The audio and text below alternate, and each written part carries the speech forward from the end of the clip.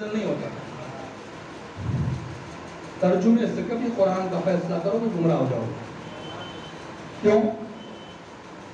کسی امام کے زمانے میں قرآن کا ترجمہ کسی اور زبان میں نہیں ہوا.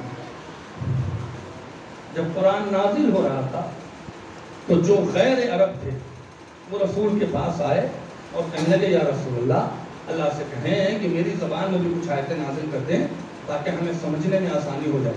اللہ نے منع کر دیا اور کہا ہم نے قرآن کو عربی مبین میں نازل کیا.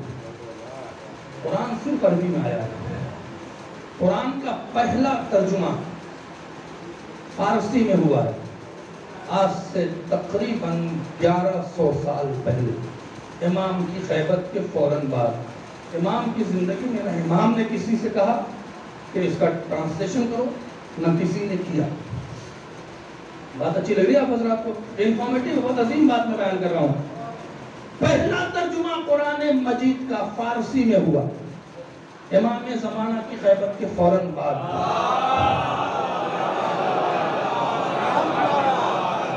1100 سال، تقریباً 1100 سال پہلے. اگر میں تھوڑا بہت ادھر ہو سکتا ہے تو معذرت چاہتا ہوں. کس نے کیا؟ جواد خنساری نے. آیت اللہ جواد خنساری نے پہلا ترجمہ فارسی میں کیا. عالم اسلام میں ہنگامہ ہو گیا. سب نے کہا شیعہ سننے کافر ہے، اس کو ترجمہ نہیں کرنا چاہیے.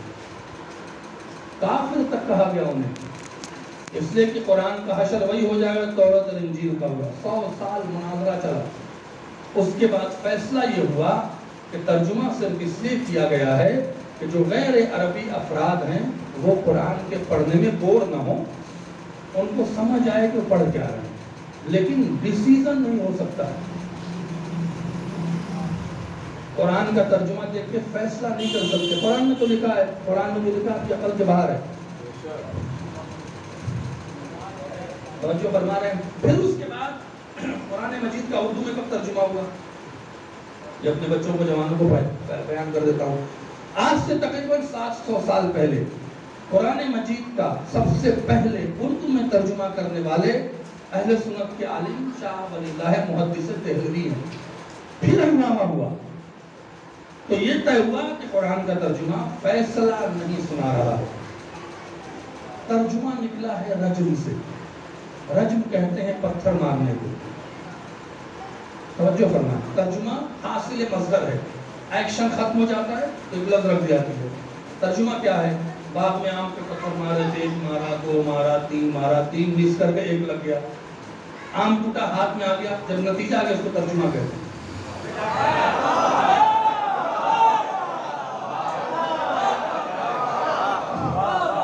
جو مارنے والا ہے اسے نہیں پتا کون سا لگے گا اور کیسے آم گرے گا، لیکن وہ مار رہا ہے. اس سے ڈیسیزن نہیں لے سکتے کہ کیا ہے. اور جو فرما رہے ہیں دوسرے ہیں قرآن کی تفسیر. خدا عالم نے کام دیا ہے واللہ.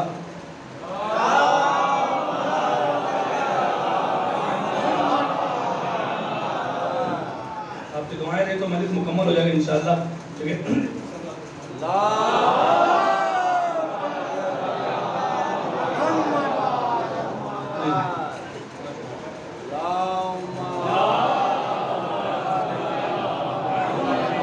قرآن کا دوسرا سبجیکٹ ہے تفسیر. تفسیر کیا ہے؟ متکلم کے کلام کی تشریح کرنا اس کے ارادے کے جانے بغیر. ایک شخص تھا غالب پر، وہ ریسرچ کر رہا تھا. اس نے غالب کا شعر دیکھا، غالب نے یہ کہا ہوگا، غالب کے کہنے کا مقصد یہ ہے، غالب کے کہنے کا مقصد وہ ہے، لیکن وہ جانتا نہیں ہے کہ جب غالب یہ شعر کہہ رہے تھے تو ان کے ارادے میں کیا تھا. توجہ فرمائیں. متکلم کے کلام کی تشریح اس کے ارادے کے جانے بغیر کرنے کا نام تفسیر ہے. لیکن جب غالب کا وہ شعر کی تشریح کر رہا تھا، ایک شخص آ کے بیٹھتا ہے، کہتا ہے جو تم کہہ رہے ہو وہ ٹھیک نہیں ہے. کہا کیوں؟ کہا جب غالب یہ شعر کہہ رہے تھے تو میں غالب کے پاس موجود تھا اور غالب سے میں نے پوچھا تو انہوں نے بتایا کہ میرے شعر کے کہنے کا ارادہ یہ ہے. متکلم کے کلام کی تشریح اس کے ارادے جائے اسے تعویل کہتے ہیں، اسے تعویل کہتے ہیں۔ اللہ نے یہ نہیں کہا کہ قرآن کی تفسیر کرے گا، اللہ نے یہ نہیں کہا کہ قرآن کا ترجمہ کرے گا، ان متشابہ آیتوں کی تعویل یا اللہ کرے گا یا وہ کریں گے جو راسخون فی العلم ہے۔ اب راسخون فی العلم وہی ہوں گے جو اللہ کا ارادہ جانتے ہیں، تو ہمیں کوئی نہ ملا جو اللہ کا ارادہ جانتا ہو، لیکن جب نجف جا کے زیارت کھولی تو جملہ ملا السلام علی ارادت اللہ۔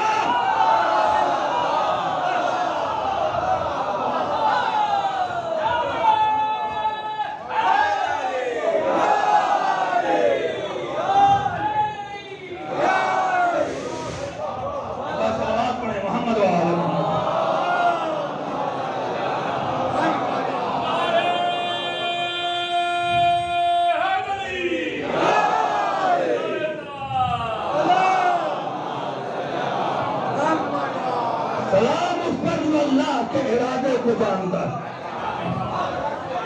جو ارادہ جانتا ہے وہی تعویل کرے گا۔ اسی لیے خدا نے بڑا سمجھ کے جملہ رکھا ہے، عزیزو یہ عربی ہے، یہ اردو نہیں ہے، عربی ہے۔ عربی کی اسٹرینتھ، عربی کی ڈیپتھ، عربی کی غنات غنی زبان ہے۔ 60,000 حدیثیں ہیں رسول اللہ سے، 40,000 حدیثیں ہیں ائمہ سے، ایک بھی بغیر عربی کے نہیں ہے۔ ساری زبان جاننے کے بعد جو حدیث عربی میں بیان کرتے ہیں، کیوں؟ عربی کی لطافت اور ہے۔ اب اللہ کیا کہتا ہے؟ ہم بڑی آسانی ترجمہ کرتے چلے جاتے ہیں، رکتے نہیں ہیں۔ نزل علیک الکتاب فیہ آیات محکمات، اس میں کچھ محکم آیتیں ہیں، آسان نہیں، قرآن آسان نہیں ہے۔ محکم کے معنی آسان کے نہیں ہے، حکمت سے بھری ہوئی، حکمت سے بھری ہوئی آیت ہے۔ ہن ام الکتاب، جو کتاب کی ماں ہے۔ آپ حیران ہو رہے ہیں چونکہ آپ نے میٹر جیسا سنا نہیں ہوگا میرے خیال سے، حیران نہ ہو، میں کوئی آسمان سے نہیں اترا ہوں، میں نے یہی سیکھا ہے بیٹھ کے در اہل بیت سے جو آپ تک پہنچا رہا ہوں۔ توجہ کریں، سمجھ بھی نہیں آئے گا ہم سے سوال کر لیں گے لیکن ہمارے ساتھ چلیں۔ آپ کی حوصلہ افزائی، میں آیا آپ ہی کے لیے ہوں، کیونکہ اللہ میں نے تھوڑی آیا ہوں، آپ کی لبوں میں مسکراہٹ آ جائے میری تھکان دور ہو جائے گی۔ مومن کو خوش کر دینا ہی میرا ٹارگٹ ہے، آپ تک جو ہمارے پاس ہم پہنچا دیں، آپ ہمارے ساتھ چلیں تاکہ ہمیں بھی لطف آئے، تاکہ ہماری تھکان دور ہو۔ توجہ فرما رہے ہیں؟ ہن ام الکتاب، ام کے معنی ماں ہے۔ یہ جو آیتیں ہیں یہ کتاب کی ماں ہے۔ مطلب کیا ہے؟ جب تمہیں ان آیتوں میں غور کرو گے نا، تمہیں اللہ سے ایسے محبت ہو جائے گی جیسے ماں سے ہوئی ہے۔ اللہ اکبر۔ وَأُخْرَ آیَاتٌ مُتَشَابِهَاتٌ، دوسری متشابہ آیتیں ہیں، کنفیوز کریں گی آپ کو، کنفیوز کریں گی۔ ہاں بات کچھ تھی، کہہ کچھ رہا ہے۔ اَمَّا الَّذِينَ فِي قُلُوبِهِمْ زَيْغٌ، جو پھرے ہوئے ہیں، ان متشابہ آیتوں کی تعویل اپنی مرضی سے کریں گے۔ مرضی شامل ہوئی اور آپ گمراہ ہوئے، مرضی سے ترجمہ اور تعویل نہ کریں۔ وَلَا يَعْلَمُ تَعْوِيلَهُ، اس کی تعویل کوئی نہیں جانتا ہے الا اللہ، والعلماء نہیں کہا، راسخون فی العلم، جو علم کے اندر ہیں۔ صلوات پڑھیں محمد و آل محمد۔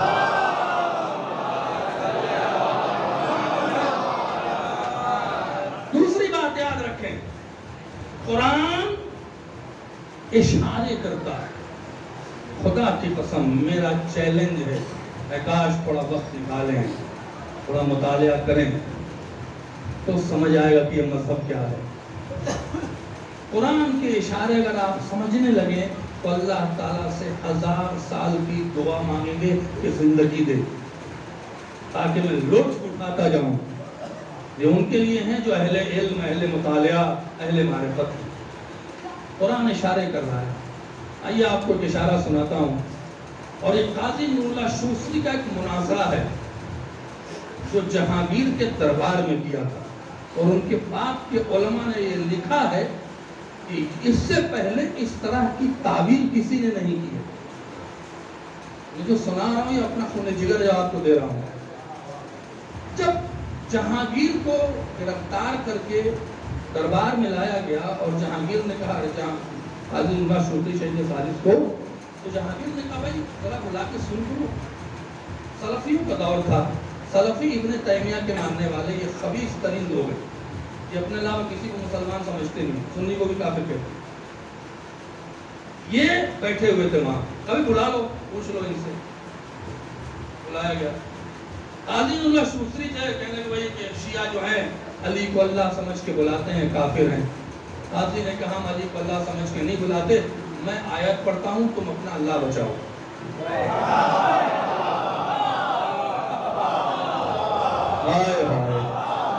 میں آیت پڑھتا ہوں تو اپنا اللہ بچاؤ۔ پہلی آیت پڑھی سورہ ملک کی، تبارک الذی بیدہ الملک، مبارک بادی کے لائق ہے وہ اللہ جس کے ہاتھ میں ملک ہے۔ اللہ تو ہاتھ نہیں رکھتا۔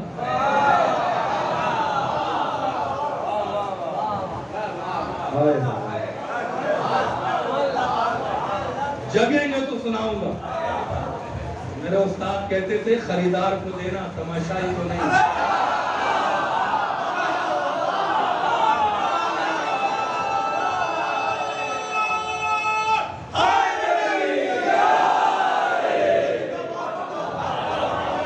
خریدار کو دینا، یہ رٹی رٹائی میری مجلس نہیں ہے، یہ میرا خون جگر ہے، اور آپ کی محبت میں سفر کر کے آیا ہوں۔ 14 دن کا جیٹ لیگ ہوتا ہے، جسے بلڈ پریشر شوٹ کرتا ہے، جس میں چکر آتا ہے، ہو سکتا میں گر بھی جاؤں، کچھ بھروسہ نہیں ہے، پھر بھی آپ کی خدمت میں حاضر ہوں۔ میں نے کہا نا میں آپ کے لبوں پہ مسکراہٹ دیکھنا چاہتا ہوں، بس یہی میرا مقصد ہے۔ مسکرا دیں گے مجھے ثواب مل جائے گا، یہی ہے نا۔ تم اللہ بچاؤ، تبارک الذی بیدہ الملک، مبارک بادی کے لائق ہے وہ اللہ جس کے ہاتھ میں ملک ہے۔ کہتے نہیں ہاتھ سے مراد قدرت ہے، تو کہا پھر قدرت کیوں نہیں کہا؟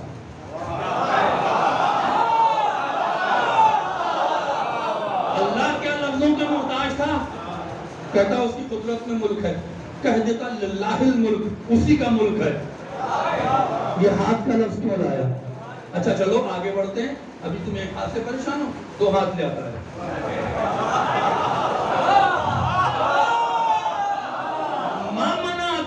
تسجدو خلقتو بیدیا، تجھے کس چیز نے منع کیا تھا جسے میں نے اپنے دونوں ہاتھوں سے بنایا؟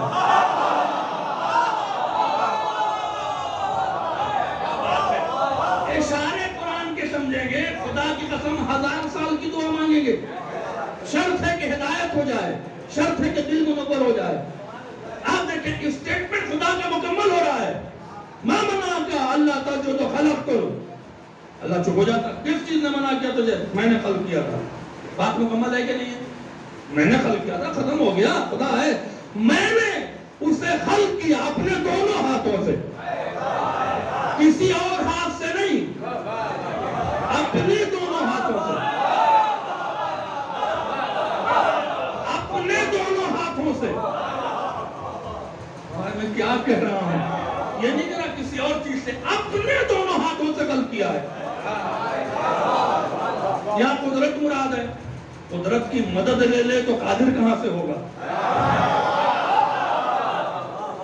قدرت نہیں مراد ہے۔ اچھا چلو آگے موسیٰ جناب نوح سے کہتا ہے کشتی بناؤ میری دونوں آنکھوں کے سامنے۔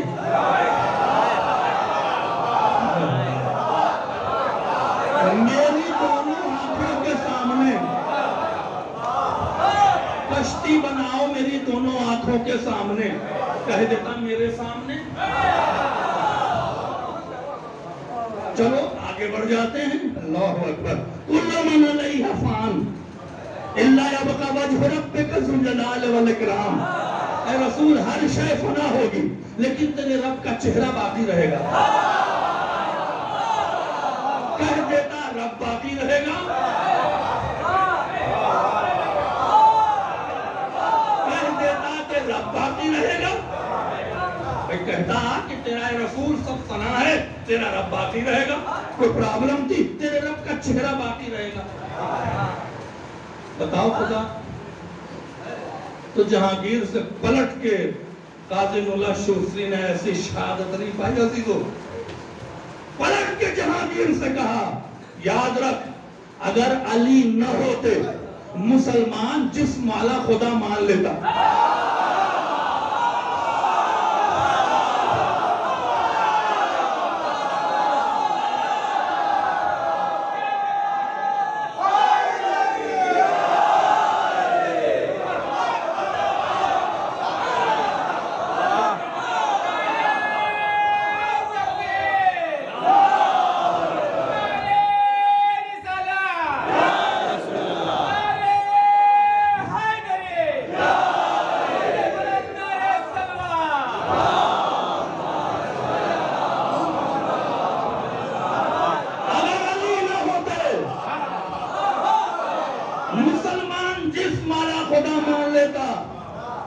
رسول نے کہا علی تو اللہ کا ہاتھ ہے، علی تو اللہ کا چہرہ ہے، علی تو اللہ کی آنکھ ہے. اتروے بیٹھے ہیں، وہ قابل شاعر ہیں ماشاءاللہ سے، بہت بار سنتے ہیں. یاد رکھیں استعارہ ہے، تمثیل نہیں ہے. یہ نہیں کہا گیا کہ علی کا ہاتھ اللہ کا ہاتھ ہے، یہ شرک ہے. یہ ذہن میں رکھیے گا. یہ نہیں کہا ہے رسول اللہ نے، یا سیارتوں میں جو جملہ آ رہا ہے کہ علی کا ہاتھ اللہ کا ہاتھ ہے، یہ شرک ہے. علی اللہ کا ہاتھ ہے. یہ نہیں کہا ہے کہ علی کا چہرہ اللہ کا چہرہ ہے، علی اللہ کا چہرہ ہے. یہ استعارہ ہے، فرق میں محسوس کراتا ہوں. یہ نہیں کہا کہ علی کی آنکھ اللہ کی آنکھ ہے، یہ تمثیل ہے، شرک ہے. علی اللہ کی آنکھ ہے. اور یہ تو زیارتوں میں لکھا ہوا ہے السلام علی ید اللہ المبسوطہ، سلام اس اللہ کے ہاتھ پر جو پھیلا ہوا ہے. السلام علی اسم اللہ الرضی، سلام اس اللہ کے اسم پر جو اسے پسند ہے. ووجہ المضیء، اس چہرے پر جو چمک رہا ہے. علی کا ہاتھ اللہ کا ہاتھ نہیں، علی کا چہرہ اللہ کا چہرہ نہیں، علی کی آنکھ اللہ کی آنکھ نہیں، علی اللہ کی آنکھ، علی اللہ کا چہرہ، علی اللہ کا ہاتھ. یہ مطلب کیا ہے؟ یعنی جو کام تمہارے جسم میں ہاتھ کر رہا ہے وہ علی اللہ کے لیے کر رہا ہے.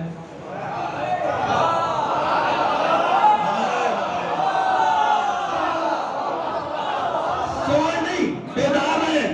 جو کام آپ کے جسم میں ہاتھ کر رہا ہے وہ علی اللہ کے لیے کر رہا ہے. ہاتھ کا پہلا کام کیا ہے؟ اگر لے گئے تو قیامت ہے جملہ. ہاتھ کا پہلا کام کیا ہے؟ جو بھی آپ پہ حملہ کرے گا سر نہیں بچاتا ہے، اسے پہلے ہاتھ بچاتا ہے. ہاتھ جسم کا مشکل کشا ہے.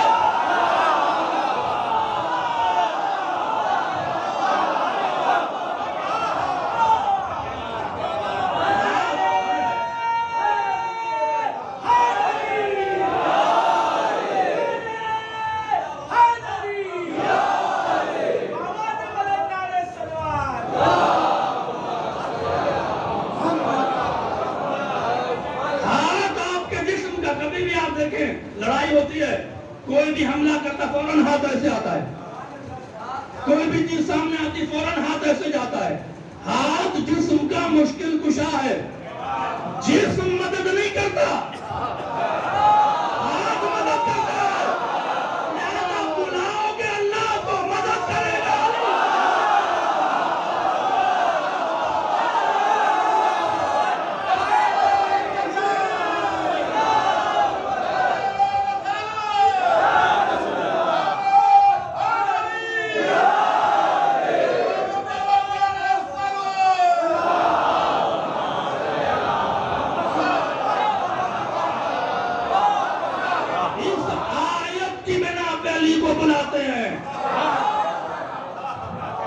مدد جسم نہیں کرتا. ہاتھ کا دوسرا کام کیا ہے؟ رزق کو پہنچانا.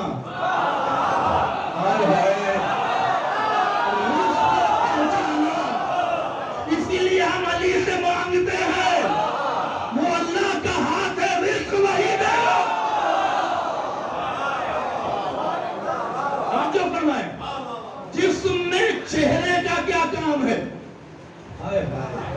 علی اللہ کا چہرہ ہے، علی کا چہرہ اللہ کا چہرہ نہیں، تمثیل نہیں، یہ شرک ہے۔ شعر میں بھی احتیاط کریں، کہنے میں بھی احتیاط کریں، علی اللہ کا چہرہ ہے۔ جو کام چہرے کا جسم میں ہے وہ علی اللہ کے لیے کرتا ہے۔ چہرے کا کام کیا ہے؟ آج کل کا تو زمانہ بدل گیا۔ جب ہم چھوٹے تھے ابا کہتے تھے مغرب کی نماز سے پہلے گھر میں آ جانا، کہیں کھیلنے چلے گئے لیٹ ہو گیا، اب راستے پر سوچ رہے ہیں ابا ملیں گے تو ڈانٹیں گے، ڈانٹ پڑھنی ہے، دادا سے پڑھنی ہے۔ یہی تھا نا؟ جیسی آپ گھر میں داخل ہوئے کرسی پر ابا بیٹھے تھے، انصاف سے بتائیں ناراضگی کہاں سے ظاہر ہوگی؟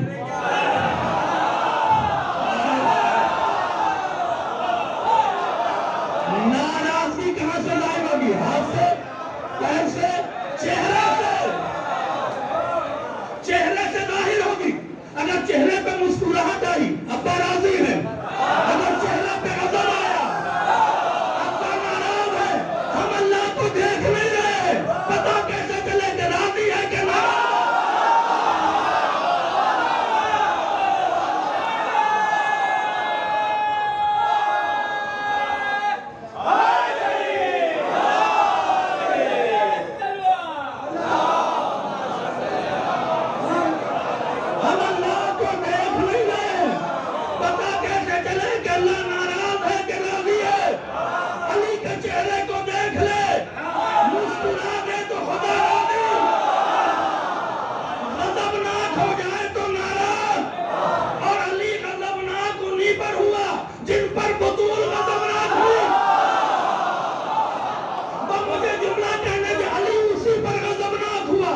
جس پر بطول غضبناک ہوئی تو رضی اللہ عنہ کہنے سے پہلے دیکھ بطول راضی ہے کہ نہیں؟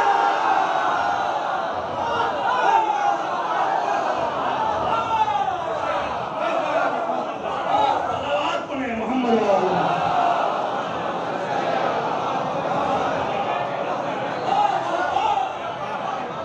جیتے رہیں، خوش رہیں، آباد رہیں۔ یہ ہے استعارہ۔ السلام علی اسم اللہ الرضی۔ زیارتوں پہ جاتے ہیں، حالت کیا ہے؟ سوائے مادیت کے کچھ دکھتا نہیں۔ عزیزو معاف کریے گا، میں جج نہیں کر رہا ہوں کسی کو، کون کس مخلص طریقے سے جا رہا ہے وہ جانے، اس کا خدا جانے، ہے نا؟ کھانے کا بڑا اہتمام، یہ مل جائے وہ مل جائے، وہ ورک کر کے جائیں، کس کے پاس جا رہے۔ ایسے نہیں کہا ہے کہ ایک بار زیارت کرو گے تو 70 حج کا ثواب ملے گا۔ ثواب سے مراد ثواب نہیں ہے، جو معرفت ایک بار میں زیارت میں ہو جائے گی وہ 70 حج میں نہیں ہوگی۔ تو کچھ تو ہے نا زیارتوں میں۔ امام امیر المومنین کی 7 زیارت ہیں، اور اس زیارت کو پڑھیں آپ، لگے گا کہ اسے مولا مانا ہے۔ اس میں ایک جملہ ہے، اس پہ کل بحث کریں گے، بس مجھے اجازت دے دیں۔ السلام علی اسم اللہ الرضی۔ سلام اس اللہ کے اسم پر جو رضی ہے۔ علی اللہ کا اسم ہے۔ یہ تو بات واضح ہو گئی نا، علی اللہ کا اسم ہے۔ پھر کہہ رہا ہوں میں، علی اللہ کا اسم ہے۔ مفاتیح جنان اٹھائیں، میں بھی دکھاتا ہوں۔ 3 مقام پر یہ لفظ ہے السلام علی اسم اللہ الرضی۔ اچھا، رضی کے معنی کیا ہے؟ تھک تو گیا ہوں لیکن آپ کے رونق جو ہے نا چہرے پہ مجھے روک رہی ہے، میں آگے بڑھ رہا ہوں۔ رضی کے معنی کیا ہے؟ راضی، مرضی، رضی، راضی راضی ہونا، مرضی مرضی ہونا۔ رضی کس کو کہتے ہیں؟ آپ نے سوچا ہے کہ میرا بچہ ہے، بڑا ہوگا تو سائنٹسٹ بنے، دنیا کا سب سے بڑا سائنٹسٹ، دنیا کا سب سے بڑا خطیب، اور بن گیا۔ اس نے ایسا کارنامہ کر دیا کہ دنیا کا سب سے بڑا سائنٹسٹ بن گیا۔ اب کیا خدا نے بیٹا دیا؟ جب اس کا نام آئے گا، کیا خدا نے بیٹا دیا؟ کچھ کہیں گے کیا بیٹا پیدا کیا ہے؟ یہ جو کیا بیٹا پیدا کیا ہے نا، اس کو کہتے ہیں عربی میں رضی۔ پہنچے گا نہیں پہنچے؟ جب علی خیبر اکھاڑ اللہ کہتا کیا بندہ بھیجا ہے. جب علی سورج پلٹا رہے تھے خدا کہتا کیا بندہ بھیجا ہے. اس کو کہتے ہیں رضی. سلام اللہ کے اسم پہ جو رضی ہے. آپ پڑھتے ہیں قرآن تو کیا کہتے ہیں؟ بسم اللہ الرحمن الرحیم. شروع کرتا ہوں اللہ کے اسم سے, اللہ سے نہیں. کیا کہہ گیا؟ اللہ کے اسم سے شروع کرتے ہیں, اللہ سے نہیں. اور اللہ کا اسم نجف والا ہے. اللہ کہتا ہے پہلی آیت نازل کرتا ہے زمین پر, اقرا پڑھ بِاسْمِ رَبِّكَ, اپنے رب کے اسم سے, رب سے نہیں. علی سے پڑھ, علی پہ ختم کر. صلوات پڑھیں محمد رسول اللہ. قرآن کی ہر آیت پہ علی. اسی لیے کربلا کی جنگ علی کی ولایت پر ہوئی ہے. لوگ کہتے ہیں کہ امام حسین نماز بچانے گئے تھے. یزید نے کہاں نماز کو ختم کر دیا تھا؟ یزید نے کہاں کہا تھا کہ 3 کی 4 پڑھو؟ نماز تو عمر ساتھ پڑھ رہا تھا. شمر سے کہتا حسین کو قتل اور عصر کا وقت ہو رہا ہے. حسین کی قربانی کو اتنا آسان نہ کریں. کوئی اگر سوال کرے گا تو جواب نہیں آپ کے پاس. آج کل یزیدی بہت پیدا ہوئے ہوئے. یزید کے حامی کہتے ہیں کہ یزید کی مسجد نہیں بنتی تھی, نماز ہو رہی تھی, کربلا میں ہو رہی تھی, اور پروف ہے. نماز وہ بھی پڑھ رہے تھے, نماز یہ بھی پڑھ رہے تھے. قبول کس کی ہونی ہے؟ اسی کی جس کا امام صحیح ہے.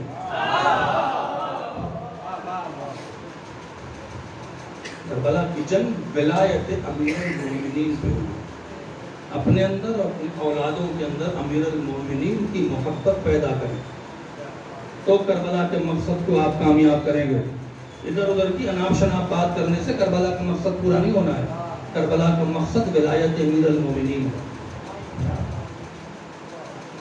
امیر المومنین اور 11 اماموں کی محبت میں اضافہ ہونا چاہیے. مجلس کے دوران تو مجلس ہے, ورنہ وہ آپ کا کیا ہے آپ جانے اور آپ کا خدا جانے. مجلس نہیں. کیوں؟ چیف آف آرمی کہہ رہا ہے حسین سے, یہ نہیں کہہ رہا ہے کہ تم نے نماز کو بگاڑا. اس نے کہا بغضاً لأبیک نحن نقتلک بغضاً لأبیک, ہم تمہیں قتل کر رہے ہیں تمہارے باپ کے پاس. لڑائی کا واضح ہو گیا مطلب. حسین کو بغض میں مارا, اور اتنا بغض تھا کہ یہ سمجھ کے مار رہے تھے کسے مار رہے. آپ سے جب کوئی سوال کرے زیدو, آج کا وقت کاؤنٹر اٹیک کا ہے, ڈیفنس کا نہیں ہے. میرے پاس نہ آ کیجیے پوچھنے کے لیے, ڈائریکٹ کہیں آپ. اگر کوئی کہتا ہے کہ حسین کو شیعوں نے مارا ہے تو آپ پلٹ کے کہیں حسین کو صحابی کی اولادوں نے مارا ہے.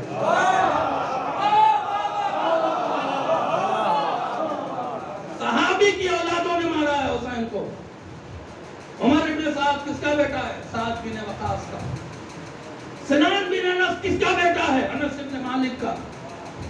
یہ وہ لوگ ہیں جو اہل سنت کے عشرہ مبشرہ میں ہیں, ان کا بیٹا ہے سعد بن وقاص, جو سقیفہ کی شورا میں بھی تھا, جو خلافت دوم کے ختم ہونے کے بعد شورا میں بھی علی کے ساتھ تھا. کہ اس کا بیٹا عمر ابن سعد ہو. صحابی کے بیٹے نے مارا ہے حسین. قرآن میں عزاداری دکھائیں, آپ کے قرآن میں نماز دکھاؤ, قرآن میں تراویح دکھاؤ.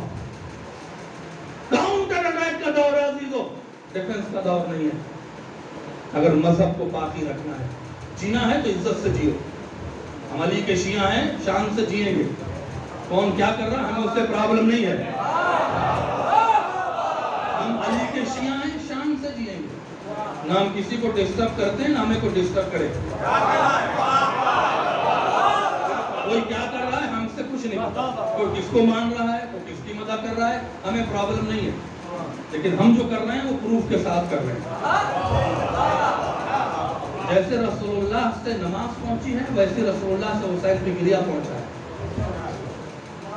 اور جو 2 مہینے 28 سفر تک کم سے کم جو یہ 2 مہینے کا کی جو عزاداری ہے نا، یہ آباء و اجداد کی رسم و رواج نہیں ہے، اس رسم و رواج نہ سمجھو، یہ امام رضا کا قائم کیا ہوا قاعدہ ہے۔ امام رضا نے 2 مہینے تک پہلی محرم سے 28 یا 29 سفر تک اپنے گھر میں ہر روز فرشدہ بچھائی۔ امام رضا نے سسٹم بنایا ہے، اسے ڈیمیج نہ ہونے دیں ورنہ نسلیں تباہ ہو جائیں گی، یاد رکھیں اس بات۔ یہ تبرک بنانا امام رضا نے قائم کیا۔ امام رضا اپنے ہاتھوں سے تبرک بناتے تھے اور کہتے تھے جو میرے حسین کا عزادار ہے وہ بھوکا پیاسا واپس نہ جائے۔ اور عجیب فلسفہ ہے، ہم ماتم کرتے ہیں بھوکے پیاسے کا، لیکن ہمارے کھانے پینے کا اہتمام ہو رہا ہے۔ تبرک پہ اعتراض نہ کرو، یہ امام رضا نے تبرک قائم کیا اور اپنے اصحاب سے کہتے تھے جاؤ اپنے گھر سے کچھ لے آؤ، اناج ڈالو، میں محتاج نہیں ہوں، میں چاہتا ہوں تمہیں ثواب مل جائے۔ تمہیں نہیں پتا کہ حسین کا تبرک جب عزاداروں کو حسین سے کھلایا جاتا ہے تو وہ میزبان کتنا خوش ہوتا ہے، جو آپ کو دعا دے رہا ہوگا، وہ ماں کتنا خوش ہو رہی ہوتی ہے جو آپ کو دعا دے رہی ہوتی ہے۔ فرشدہ پہ بیٹھو عزیزو، جوان بھائیوں اپنے بھائیوں سے اپنے دوستوں سے کہو فرشدہ پہ آئیں۔ جس طرح کے حالات دنیا کے بگڑ رہے ہیں نا، اکنومیکل، آپ دیکھ رہے ہیں دنیا میں کیا ہو رہا ہے، زندگی بڑی مشکل ہو رہی ہے، بچائے گا صرف حسین، سکون صرف حسین سے ملنا ہے۔ لہذا فرشدہ پہ بیٹھو، یہ فرشدہ نہیں ہے، یہ تقدیر کا دربار ہے جو سج رہا ہے۔ کہ بیٹھو، باہر نہ کھڑے رہو، فرشدہ پہ بیٹھو۔ مجلس کر رہے تھے امام رضا علیہ السلام، دن بارش ہو گئی، لوگ نہیں آئے، عذر تھا، اس زمانے میں چھاتا ہوتا تھا، نہیں آئے لوگ، دور دور رہتے تھے خراسان میں۔ دوسرے دن جب مجمع آیا تو امام کھڑے ہوئے، کہتے ہیں تم نہیں آئے ہمیں شکوہ نہیں ہے، نہیں بھی آؤ گے تو ہم اپنے جد کی فرشدہ بچائیں گے، لیکن اگر ہم تمہاری آنکھوں سے فرشدہ پہ بیٹھنے کا مرتبہ دکھا دینا، حجاب ہٹا دینا، تم جگہ لینے کے لیے دوسرے کو قتل کر دو گے۔ اتنا بڑا تمہارا مرتبہ فرشدہ بیٹھنے کا ہوتا ہے کہ تم جگہ لینے کے لیے قتل کر دو گے، اس سے میں تمہیں دکھاؤں گا نہیں۔ بس مختصر یہ سمجھ لو کہ جب تم مجلس میں بیٹھے ہوتے ہو اور جب واپس جا رہے ہوتے ہو تو جس دروازے سے مرد نکل رہے ہوتے ہیں ادھر مولا کائنات کھڑے ہوتے ہیں، جس دروازے سے خواتین نکل رہی ہوتی ہیں ادھر بی بی زہرا کھڑی ہوتی ہیں اور کہتے ہیں آنے والے علی تیرا شکر گزار ہے کہ تو نے میرے لال پہ ماتم کیا۔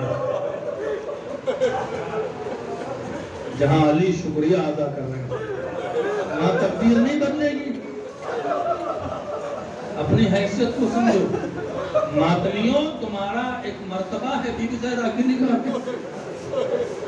ہو سکتا ہے میرا مرتبہ نہ ہو، میں بہت آرام سے آتا ہوں، مجلس پڑھ کے چلا جاتا ہوں، لیکن وہ جوان جو اپنے سینے کو کس کس کے پیٹ رہے ہوتے ہیں، گرمی میں پسینہ نکل رہا ہوتا ہے، درد کو احساس کر رہے ہوتے ہیں، اس احساس کو حسین بہت اچھی طرح پہچانتے ہیں۔ حسین کو اپنے عزاداروں کے تھکنے کا بڑا احساس ہے۔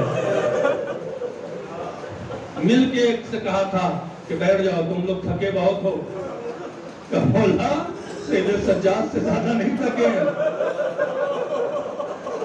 اے ماتمیوں تمہارا ایک مرتبہ ہے، ماتم کرو اور یہ سوچ کے کرو کہ سید سجاد سے زیادہ نہیں تھکتے۔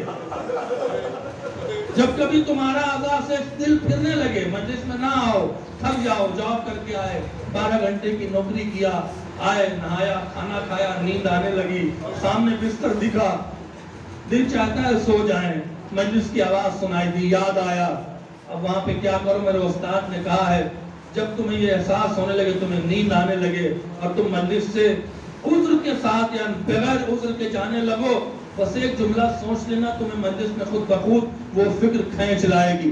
کیا سوچنا؟ نیند آ رہی ہو، بستر سامنے ہو، سونے کا دل کر رہا ہو، بس اتنا سوچ لینا کہ حسین نے ہمیں سلام بھیجا ہے. اللہ اکبر. حسین نے ہمیں سلام بھیجا ہے. اور کس وقت سلام بھیجا ہے؟ جب جنازوں پہ جنازہ اٹھا چکے. میرا پیاسا حسین، میرا بھوکا حسین. کربلا میں آ کے سیدھے سجاد سے کہہ رہے ہیں میرے شیعوں کو میرا سلام کہہ دینا. صداری ایک بڑی، آپ یقین کریں میں اپنی بات کر رہا ہوں، 35 سال سے میں عشرے پڑھ رہا ہوں. کبھی بھی اگر میرے دل میں آتا ہے کہ مجلس میں نہ جائیں، میرے استاد کی بات مجھے کھینچ لاتی ہے.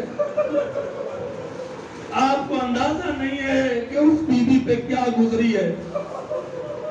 آپ کو شاید اندازہ نہیں ہے کہ زینب پر کتنی مصیبت گزری ہے، جس کی بنا پہ امام رضا کہتے ہیں 2 مہینہ اور بعد میں یہ 8 دن جو بڑھا ہے، یہ ہمارے علماء نے اس لیے بڑھا دیا تاکہ 9 ربیع الاول کی خوشی پر غم کو تمام کیا جائے، ورنہ 28 صفر کو غم تمام ہو جاتا ہے. کیوں 2 مہینہ رکھا؟ اس سے کہ جتنا ظلم زینب پر ہوا ہے، جتنا ظلم بی بی سکینہ پہ ہوا ہے، حق ہے کہ 2 مہینہ روئیں. یہ آرڈنری ڈیز نہیں ہے، یہ نارمل وقت نہیں ہے. اللہ اکبر. یہ زینب کو فرصت دینے کا وقت ہے. آپ کو اندازہ ہے؟ آئیے میں حبیب بن مسلم کا ایک واقعہ سناتا ہوں. جب وہ دربار میں گرفتار ہو کے آیا تو وہ کہتا ہے کہ میں حسین کے قتل کی بات کیا کروں، تو شمر بتائے گا، لیکن مختار اگر تم احساس کرنا چاہتے ہو تو ایک منظر کشی کر دیتا ہوں. خدا کی قسم کلیجہ پھٹ جائے گا. آپ سب عزادار ہو. وہ کہتا ہے کہ امام حسین کی شہادت سے لے کے شام غریمہ کے درمیان میں جو زینب پہ گزر گئی ہے، جو زینب پہ گزر گئی ہے وہ شاید کسی پہ نہ گزرے. مختار نے کہا کیسے؟ کہا تو، چونکہ وہ رپورٹر تھا، وہ کہتا ہے جب حسین کو لوگ مارنے لگے تو میں نے دیکھا زینب گھر سے باہر نکل آئی. خیمے سے باہر نکلی تو زینب چاروں طرف سے حسین گھرے ہوئے تھے. یہ جو آپ کربلا میں جا کے ٹیلا دیکھتے ہیں نا، کربلا کوئی پہاڑی علاقہ نہیں تھا. اس وقت جب زینب خیمے سے باہر نکلی تو بھائی نظر نہیں آ رہا تھا. تو پلٹ کے کہا پروردگار مجھے میرا بھائی دکھا دے. اللہ نے زمین کو بلند کر کے زینب کو دکھایا. کہتا ہے زینب نے حسین کو دیکھا، شمر کا خنجر ہے. حسین نے کہا زینب واپس جاؤ. جیسی زینب خیمے کے قریب آتی ہے سے آندیاں چلنے لگتی ہیں. زینب گھبرا کے جاتی ہے چوتھے امام کے پاس. ابھی چوتھے امام کو بیدار کیا ہی تھا کہ خیموں پہ حملہ ہو گیا. زینب وہاں سے اٹھ کے بچوں کو سنبھالتی ہے. ابھی بچوں کو سنبھال ہی رہی تھی کہ سر سے چادر میں چھننے لگی. ابھی چادر سنبھل رہی تھی کہ خیمے میں آگ لگ گئی.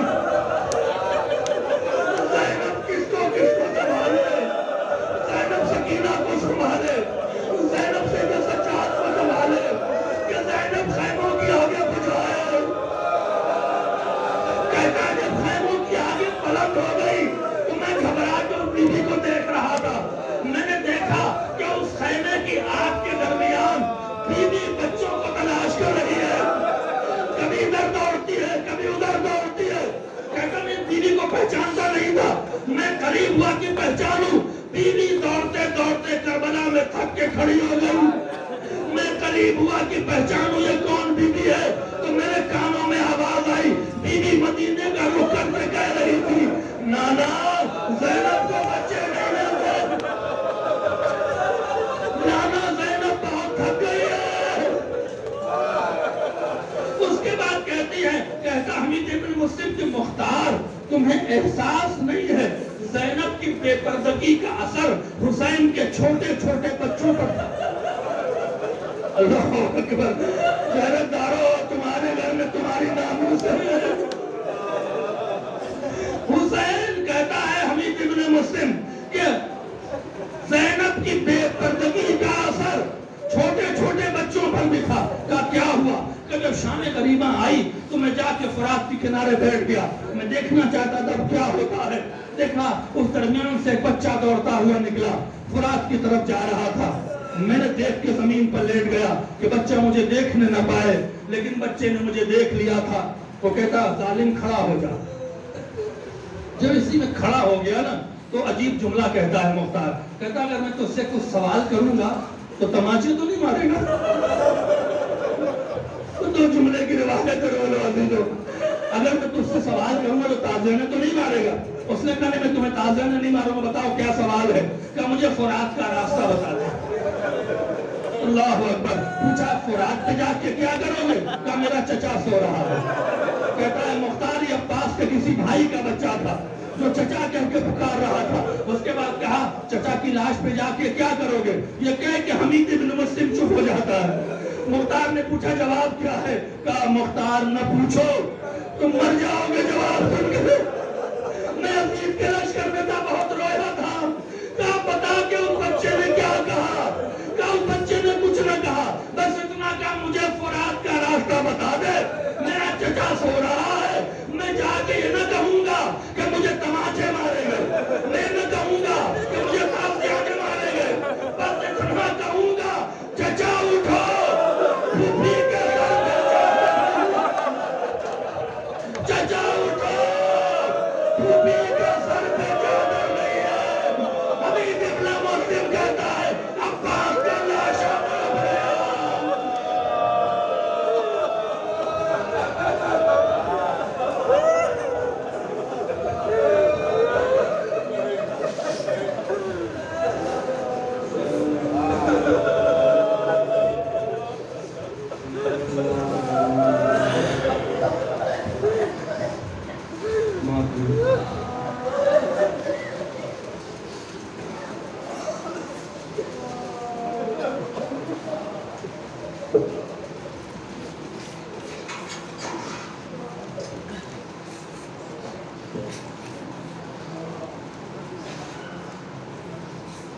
انجمن جماعتیہ کے ذمہ سے گزارش کرنا خالی ماتم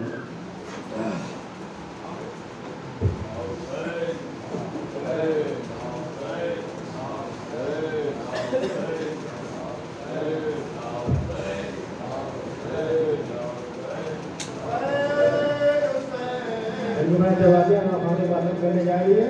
ایک انعام سماعت کرنا ہے